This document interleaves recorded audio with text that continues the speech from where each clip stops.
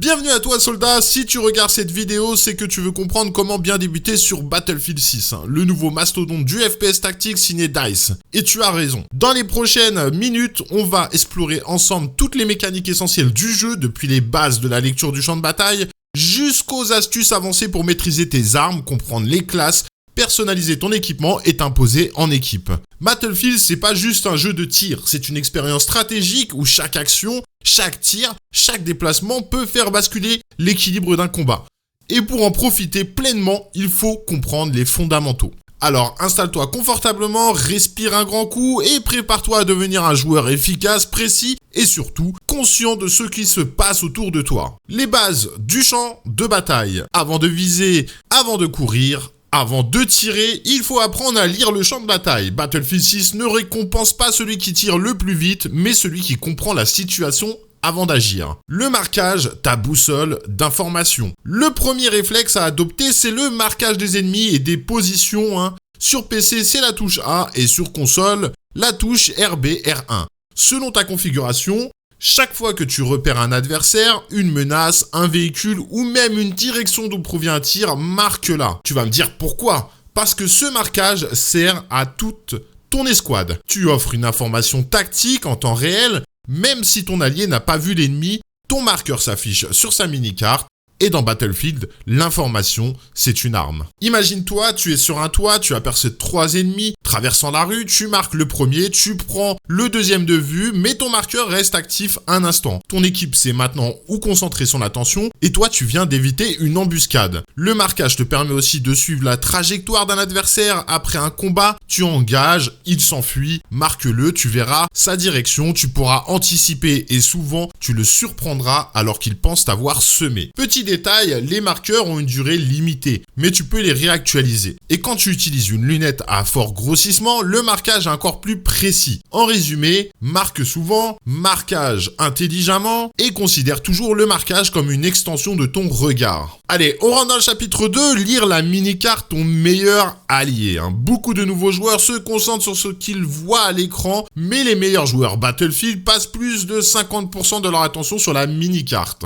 Je vous l'ai montré en live stream sur Twitch, c'est une chose des plus importantes pour repérer les ennemis. Cette mini-carte en bas à gauche est ta source d'information principale. Elle te montre la position de tes alliés, les zones capturées ou contestées, les véhicules alliés et ennemis, les tirs repérés par le son ou la détection de radar. Je te conseille d'agrandir dans les options ta mini-carte. Passe-la de petite à grande taille avec une opacité de fond de 100% et surtout adapte le zoom dynamique selon la situation. Pourquoi ? Parce que le zoom rapproché pour les combats urbains et le zoom éloigné pour les grandes cartes ouvertes. C'est ce qui te permettra de prévoir les mouvements ennemis, d'éviter les embuscades et de coordonner tes attaques avec ton escouade. Allez, on rentre dans le chapitre 3, l'écoute, le radar auditif, une chose importante, et oui, dans Battlefield 6, le son a une importance capitale. Chaque pas, chaque tir, chaque impact raconte une histoire, mais attention, le moteur audio est riche, parfois trop, il faut donc savoir filtrer l'utile du décoratif. Équipe-toi d'un casque et active le mode nuit dans les options audio, il compresse la plage dynamique, ce qui rend les bruits de pas et les rechargements plus audibles, même pendant une explosion. C'est un détail, mais un détail qui sauve des vies. On part dans le chapitre 4, l'observation du terrain. Battlefield récompense ceux qui prennent le temps de lire une zone avant d'y entrer. Quand tu approches d'un bâtiment, ne fonce jamais tête baissée. Observe les fenêtres, les angles, les zones d'ombre. Un sniper peut être là, une mitrailleuse lourde en couverture ou même une mine. Prends une seconde, scanne visuellement ton environnement, marque si besoin et seulement ensuite engage. C'est la différence entre un joueur qui survit et un joueur qui respawn. La communication de l'équipe dans ce chapter 5, même si tu joues sans micro, tu peux communiquer efficacement. Utilise donc les commandes contextuelles, un besoin de soin, ennemi repéré, demande de soutien. Ces signaux s'affichent sur l'interface et permettent à ton escouade de réagir. Battlefield n'est pas un FPS solo, c'est une expérience collective et les joueurs qui savent parler avec leurs coéquipiers gagnent plus souvent. On rentre dans les mouvements et la mobilité. Maintenant que tu sais lire le champ de bataille, passons à la mobilité. C'est un aspect souvent sous-estimé mais fondamental. Dans Battlefield, bouger, c'est survivre. Mais bouger n'importe comment, c'est mourir plus vite. Donc, comprendre la vitesse et les postures. Aujourd'hui, chaque posture influence ta vitesse et ta visibilité dans Battlefield 6. Debout, tu tu es rapide mais visible. Accroupi, tu es plus lent mais tu fais moins de bruit et c'est moins repérable. Allongé, tu es quasi invisible sur terrain plat mais totalement immobile. La clé, c'est d'alterner ce style de jeu. Quand tu traverses une zone ouverte, cours debout avec ton couteau pour un bonus de vitesse ou même les outils de réanimation pour le médecin. La vitesse est à peu près la même qu'au couteau. Quand tu approches d'une zone contestée, accroupis-toi et si tu es pris sous le feu, allonge-toi pour réduire ta hitbox. C'est très important. Allez, on rentre dans le sprint et le couteau. Le couteau n'est pas qu'une arme de mêlée et oui, il t'offre environ 15% de vitesse en plus par rapport à une arme à feu équipée. C'est utile pour te repositionner, contourner ou traverser une zone dangereuse rapidement. Toutefois, il faut faire attention car le temps de dégainage quand tu veux tirer ensuite peut te coûter cher. Donc n'utilise cette technique que quand tu sais où tu vas. Allez, l'inclinaison et le strafe, c'est ultra important. Le tilting, on appelle ça, ou inclinaison, une mécanique puissante mais peu utilisée. Tu peux te décaler légèrement à gauche ou à droite derrière un mur sans exposer ton corps entier. Combiné à un strafe court, un petit déplacement latéral rapide, tu peux piquer un angle étiré, puis te remettre à couvert avant même que ton adversaire réagisse. Donc les bons joueurs Battlefield ne sortent jamais entièrement d'une couverture pour tirer, ils utilisent le terrain comme un bouclier dynamique. On est loin de la qualité d'un AE comme sur d'autres jeux que je citerai comme Rainbow Six qui vous permet de vous pencher latéralement, mais cette solution a été retirée car elle faisait un gros déséquilibre entre les joueurs console et PC. Et surtout que c'était très compliqué d'adapter une option de touche pour les manettes. Allez, on rentre dans le slide et les transitions rapides. Et oui, le slide, la glissade comme on appelle dans le Battlefield 6, c'est moins exagéré que dans certains FPS modernes où vous pouvez sauter comme des lapins, mais il reste très utile pour surprendre ou esquiver une rafale. Tu peux l'utiliser pour passer d'un sprint à une couverture fluide. Et en astuce, tu peux déclencher le slide juste avant une porte ou un obstacle bas. Tu seras déjà accroupi, prêt à tirer ou à recharger pour entrer dans une pièce. C'est très efficace, surtout pour surprendre un ennemi. Les changements de posture dynamique, une interrogation dessus. Et oui, Battlefield te permet de te mettre sur le dos quand tu es allongé. C'est particulièrement efficace en défense. Tu réduis ta silhouette, tu peux viser depuis une position difficilement identifiable et tu deviens beaucoup moins prévisible. En ajoutant ça avec les bunny up, des petits sauts contrôlés entre deux tirs pour ajuster ton viseur et tu obtiens une mobilité fluide et imprévisible pour l'ennemi. Bon,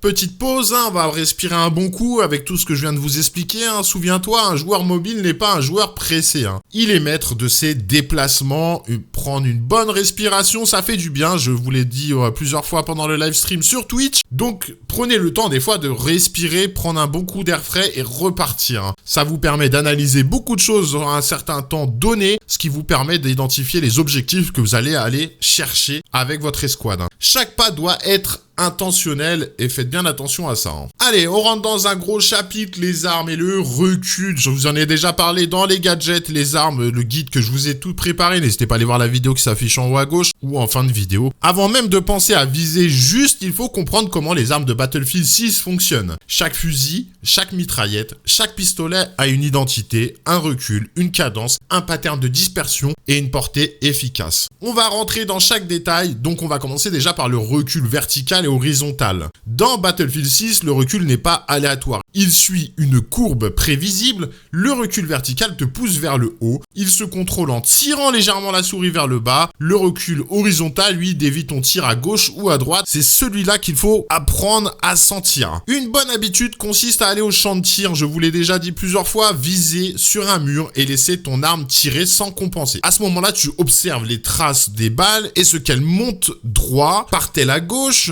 à droite, il faut identifier cela. Ensuite, tu peux répéter le même tir en corrigeant manuellement. Petit à petit, tu vas apprendre le comportement de ton arme. Et c'est une mécanique que tous les professionnels font sur tous les jeux FPS pour optimiser leurs chances de stabiliser leur arme et de faire du kill assez rapidement. Si tu maîtrises ceci, tu as 100% de réussite sur chaque tir. Donc entraîne-toi. C'est une des plus grosses clés du jeu. La dispersion et le cône de tir, on va en discuter. Plus tu tires longtemps, en rafale, plus ton cône de dispersion s'élargit. Ce n'est pas du hasard, c'est voulu pour forcer le joueur à tirer par petites salves, 3 à 5 balles, pas plus, puis une micro-pause. C'est ce rythme qui distingue un joueur précis d'un joueur nerveux. Faut bien prendre en compte qu'il y a plusieurs facteurs d'influence. Ta position, déjà, quand tu seras accroupi ou allongé, ce qui va compenser, tu auras moins de recul. Le mouvement, si tu tires en marchant, ton arme devient instable. L'accessoire aussi que tu vas équiper sur ton arme, donc une poignée ou un frein de bouche réduisent aussi la dispersion. Il va falloir analyser ceci. Et la distance. Chaque arme a une portée optimale et il faut bien les connaître. Prends le temps d'expérimenter. Une arme peut sembler mauvaise au début simplement parce que tu la joues hors de son contexte. Et oui, on a fait le tour des armes. Maintenant, on va rentrer dans les classes et leurs rôles. Et oui, Battlefield 6 revient à l'esprit de la série. Chaque joueur a un rôle défini dans l'équipe et apprendre ses rôles et tu deviendras utile dès tes premières parties. Rentrons dans la classe assaut. C'est un spécialiste du combat rapproché.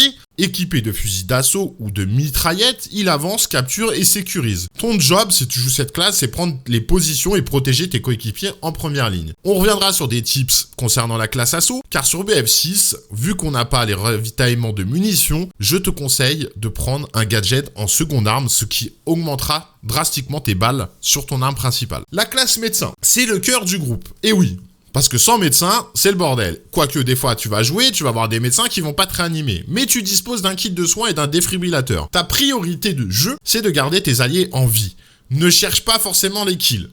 Ton impact se mesure au temps de présence de ton escouade. Surtout avec le système de passif actuellement du médecin, c'est une classe qui va se démarquer énormément sur BF6. Un tips sur les classes médecins, en t'approchant du médecin, tu peux t'auto-soigner tout seul. C'est une mécanique qui est assez stylée. Allez, on rentre dans la classe ingénieur. Tu es le cauchemar des véhicules. Et oui, missiles, mines, outils de réparation, c'est toi qui gardes les chars et les hélicos sous contrôle. Si tu joues sur des cartes ouvertes, c'est la classe idéale. Bien que cette classe manque aussi sur certaines maps où les véhicules ne seront pas présents, c'est vrai que c'est une classe quand même que j'adore jouer me concernant, mais je partirai plus sur une classe médecin au début. Bon, la classe éclaireur, le sniper, mais plus qu'un simple tireur, c'est un capteur d'informations qui utilise des gadgets pour repérer les ennemis, poser des balises de spawn et garder la vision du champ de bataille. Malheureusement, sur BF6, les balises de spawn ne sont plus présentes. Donc, c'est une mécanique qu'on a perdue sur la classe éclaireur et je trouve ça totalement, c'est vraiment dommage. Allez, on a fait le tour des classes. N'hésite pas à aller voir la vidéo sur toutes les classes que je t'ai dit en fin de vidéo. Tu verras, il y a toutes les explications détaillées sur les gadgets, tout. On va pas revenir dessus sur ce guide. On reviendra sur un guide beaucoup plus poussé quand on aura testé l'intégralité de tous les gadgets quand on sera dans le HL. Les meilleures armes pour débuter. Et oui, on a déjà classifié certaines armes pour bien débuter. Pour un nouveau joueur, toutes les armes se ressemblent un peu. On est d'accord? Mais certaines offrent un équilibre parfait entre puissance, stabilité et accessibilité. Une arme qui se démarque, que beaucoup de créateurs ont pu tester et que moi j'ai testé, c'est la M411. Donc le fusil d'assaut, c'est ton meilleur allié pour commencer. Polyvalente, stable, dégâts constants jusqu'à moyenne portée, elle te permet d'apprendre sans être puni à la moindre erreur de visée. Je vais te donner quelques astuces d'équipement pour cette arme pour bien commencer avec. Joue-la avec une poignée angulaire et un frein de bouche pour limiter le recul. Préfère une optique de 1.5 voire 2 pour garder une bonne visibilité et tire par salve de 4 à 5 balles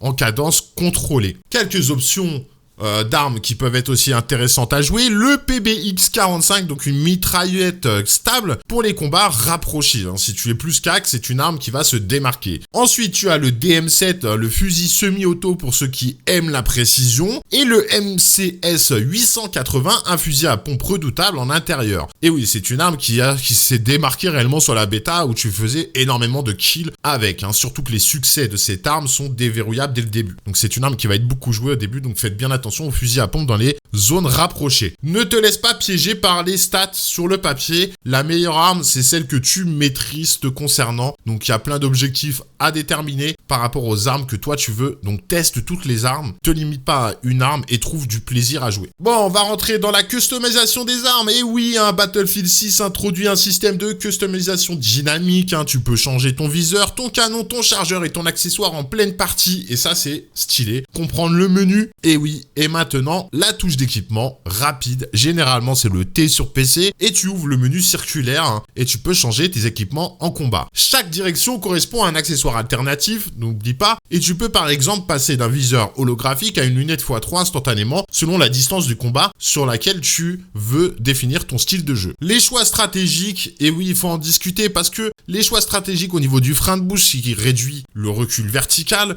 le compensateur, le contrôle, le recul horizontal, la poignée qui améliore la stabilité en mouvement et le canon lourd augmente la précision mais réduit la mobilité. Il va falloir faire un choix et trouver un équilibre. Une arme trop lourde devient lente à dégainer, une arme trop légère devient instable. Le système de réanimation et le jeu d'équipe, et oui, parce que Battlefield n'est pas un jeu solo. Ici, il faut travailler en équipe, hein, fait toute la différence sur une victoire ou pas en jeu. Important, le revive. Tous les médecins peuvent réanimer un allié tombé au combat, mais même les autres classes peuvent effectuer une réanimation lente sans kit hein, si c'est un coéquipier des squads. La règle d'or, si tu es médecin, cours réanimer, protéger, déjà analyser la situation, te mettre en protection et traîner ton coéquipier pour pouvoir le réanimer. Hein. Si tu es une autre classe, assure la couverture avant de tenter le revive. Le soin et le soutien. Et oui, parce que lancer ton pack de soins dans les zones de combat, il soigne automatiquement ceux qui passent dessus, d'accord? Et le soutien, lui, peut ravitailler en munitions, donc un geste souvent oublié, mais vital. N'oublie pas de lâcher tes packs de soins au sol. La couverture croisée, et ça c'est ultra important, ne bouge jamais seul. Quand tu avances, assure qu'un allié couvre ton angle opposé. Quand tu tires, laisse ton partenaire te soigner ou recharger. C'est ce genre de synergie qui transforme une simple escouade en machine de guerre coordonnée, ce qui va vous apporter une victoire assurément si les autres jouent dans le même style que vous. On n'a pas fini, on va rentrer dans les options et réglages essentiels. Et oui, c'est une option, hein.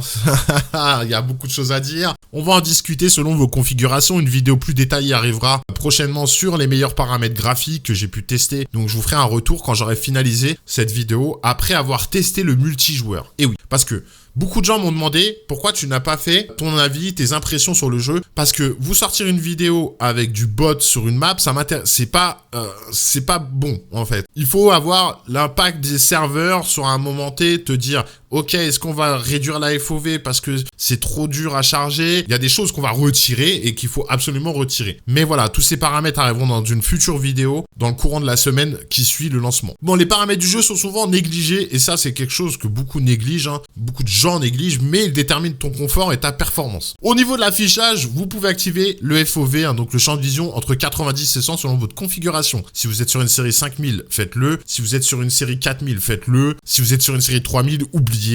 Ça peut vite devenir impactant sur vos FPS et surtout faites attention parce que l'input lag avec le DLSS et le framerate generation peut aussi vous donner du ping de la D5 serveur. Donc il va falloir analyser tout ça quand on aura vraiment fait des tests avec le multiplayer complet. Désactive le flou de mouvement, ça c'est une obligation. Vous le laissez pas, vous le désactivez. Réduit les effets de lumière pour une meilleure lisibilité. Oui, parce que quand il va y avoir des explosions partout, les effets de lumière peuvent te brouiller de la visibilité. Donc ça, vous pouvez les réduire. Au niveau de l'audio, le mode, vous mettez en casque ou nuit pour une meilleure distinction des sons. Vous baissez la musique, gardez les effets à 100% et surveillez les sons de pas et les rechargements. Ils te préviennent avant même que tu vois ton adversaire. Et oui. Donc au niveau de l'interface, vous pouvez activer les indicateurs de dégâts et le hit marker et agrandir la mini-carte. Et ça, c'est le plus important. Et mets-la en zoom dynamique. Hein. Ces ajustements simples te donneront une vision tactique bien plus claire. Voici concernant tout ce qui touche aux réglages essentiels sur ce guide pour l'instant. Il y aura un autre guide sur ceci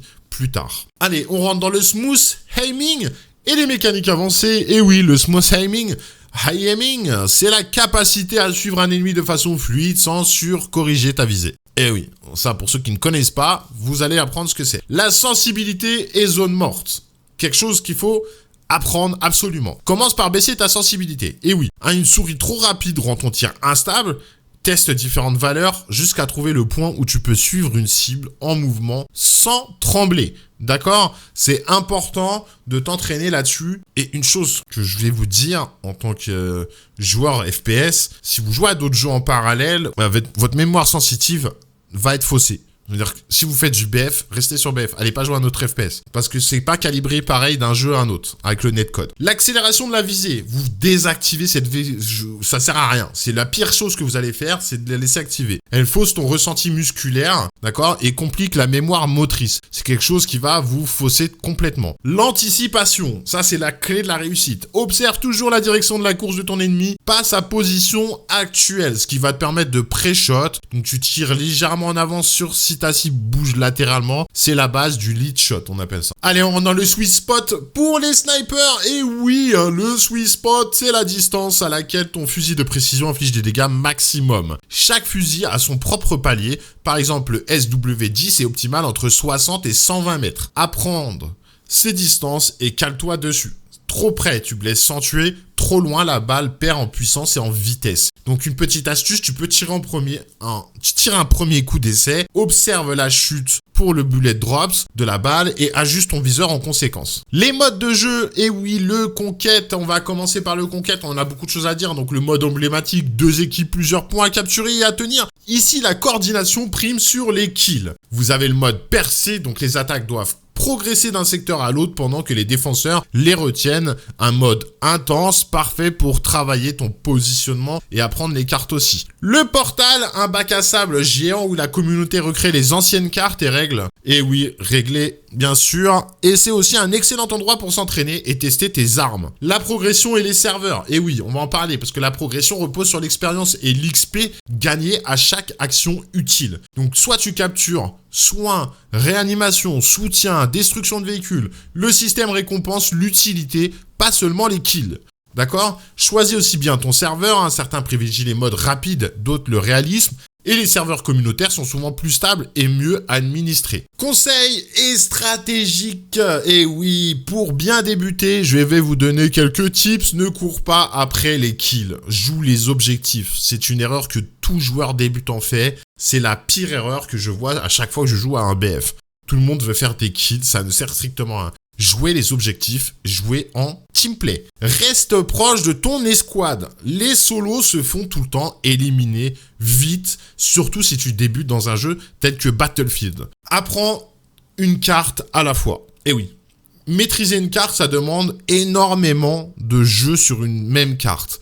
Donc ça va te permettre de mémoriser tous les points clés de celle-ci et de vraiment optimiser ton gameplay, ton teamplay et ta façon de voir les choses. Regarde tes killcams. Elles t'enseignent où tu t'es trompé. Et ça peut être une erreur. Bon, on verra bien quand on testera s'ils les ont réactivés. Reste calme. Donc un tir raté ne définit pas ta partie aussi. Il faut bien le prendre en compte. C'est pas parce que tu rates quelqu'un qu'il faut aller le chercher. Parce que lui-même, il va peut-être back sur sa team et ils vont te gank à cause de ça. Donc tu vas mourir bêtement. Voici concernant ces tips. Pour débutants, aujourd'hui, en conclusion, pour finir cette vidéo, Battlefield n'est pas un simple FPS, c'est un champ de bataille vivant où chaque joueur a un rôle, chaque décision un impact. Tu n'as pas besoin d'être le meilleur tireur pour te démarquer. Tu dois juste être le joueur le plus conscient de ce qui se passe autour de toi. En suivant ce guide, tu as désormais toutes les clés pour lire la carte, contrôler tes armes, soutenir ton équipe et progresser sereinement. Alors respire.